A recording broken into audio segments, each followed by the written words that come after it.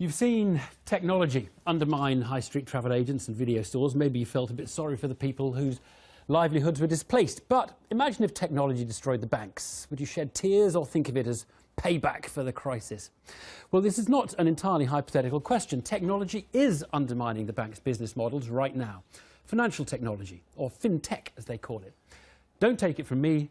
Take it from someone who's worked in banking. Anthony Jenkins was chief executive of Barclays until last year. Now he thinks banks will potentially disappear. We asked him to make a film about it.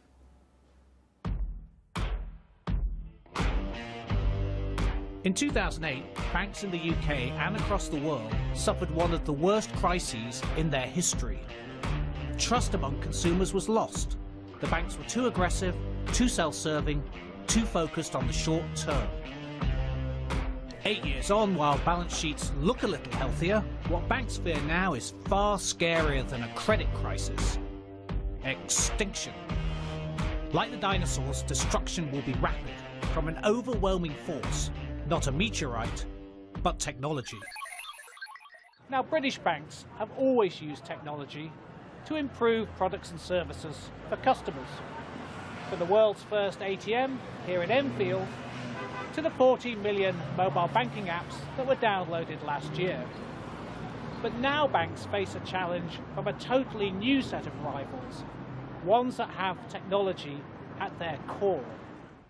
Many established industries have already been disrupted. Consider how Uber has transformed taxis, threatening to put traditional cab operators out of business. So what are the Uber moments for banks? Peer-to-peer lending is one. People and businesses lend to each other through online services that match lenders directly with borrowers. These firms are entirely online with lower overheads and cheaper services. With middlemen cut out, borrowers get lower rates, savers get better headline rates, and the sites themselves profit via a fee.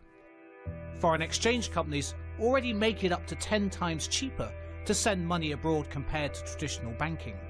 They've managed to remove all of the charges banks and brokers have kept hidden for decades, and users have access to the real mid-market exchange rate. Driven by new technologies, these companies are not only changing the way that customers interact with banks, they're also changing the way that businesses interact with the financial system.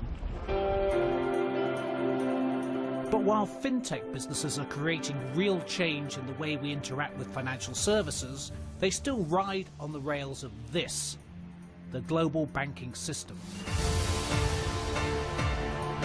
These are still the businesses holding almost all the world's money, and they're almost solely responsible for moving it around. Whether you're taking out a peer-to-peer loan or moving your money overseas online, you're still relying on the banks.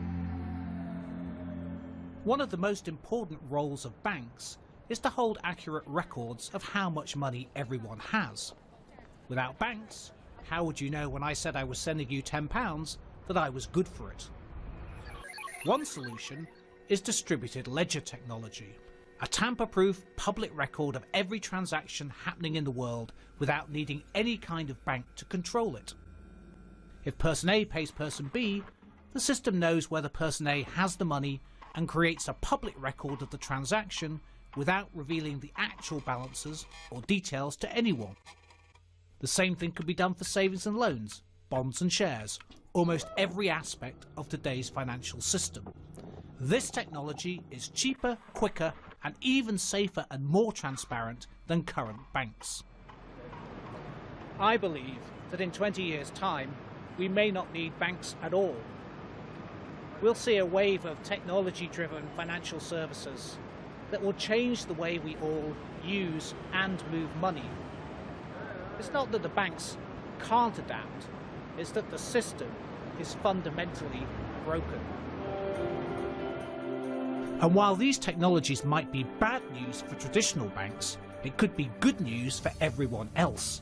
Because this technology revolution will allow a return to a banking system based on values that serve customers better, reduce risk to society, and improve returns to shareholders. And isn't that the banking system we all deserve? Anthony Jenkins, former chief executive of Barclays there, and if you were wondering what he's doing now, he is involved in a fintech startup. I'm joined now by Hazel Moore, the co-founder of the investment bank First Capital, which invests in some of these fintech companies. Do you agree that it's going to be a really big, radical change over the next 20 years? I really do. I think that in 20 years' time, banks may well not exist in the kind of form that we see them today. If you think about it, very many industries have been totally disrupted by the internet and by changing consumer behaviour. As the film said, Uber is the largest taxi company in the world. It has no taxis. Amazon is the largest retailer in the world. It has no shops. I think there's a very real possibility that the banking system will be as Anthony totally Jenkins different. did say, at the moment, all these apps and platforms, they all basically come back to banks, don't they? They all sort of use the banking system as the foundation of everything they're doing. They do, and I think it's unlikely that we will see a wholesale replacement of the banking infrastructure, but there are regulations coming down the line, for example, that are going to force banks to open up this infrastructure to third parties.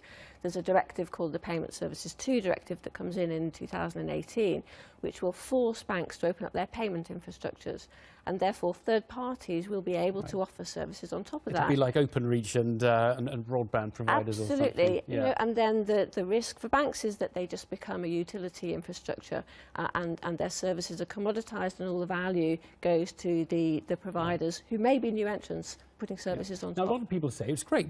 Why pay the bank such a big margin if I can lend money to you directly because we've got some whizzy app that's going to match us up like apps match, you know, in the dating world. And a lot of this exists now. None of it has been stress tested. Now, banks most of the time are fine. It's only every 100 years that they have a horrible crisis and fall apart. And none of these other technologies have been stress tested. Are you confident that peer-to-peer lending, say, these platforms, that when everybody wants to get out, there isn't going to be a run on them and people are just going to find they can't get their money out because there isn't a kind of a big stock of capital, rainy day money sitting there as you have at a bank? I think that's a valid concern, and I think one of the things that's really important to realise, for example, about peer-to-peer lending, it is not a substitute for a high-interest savings account. It's not something that you should invest in if you need your money in a hurry. It's a relatively sophisticated product, and it carries higher risk. So it should only be part of, for example, a portfolio. However, if you think about it, in 2008, when the banking crisis started, it was almost impossible for small businesses to get loans. And what peer-to-peer lending, for example, allows is an alternative source of credit, which actually, in some respects, should there be an economic crisis, might actually provide more stability into the system because there's a different source of credit available for companies. Am I right in thinking that Britain is a bit of a leader in this whole fintech area because we're not bad at tech and we're good at finance? Is that right? Britain, and in particular London, has a fantastic opportunity in fintech to really take a global lead in what is a huge industry. In tech, clearly the Silicon Valley is the centre of major innovation, but Silicon Valley is not a financial centre. What we have in London and in the UK is an abundance of customers, an abundance of talent, an abundance of technology, and you put all of those three together and there's a real opportunity to develop some very, very important, very significant new businesses in London. Hazel Moore, thanks very much for coming in.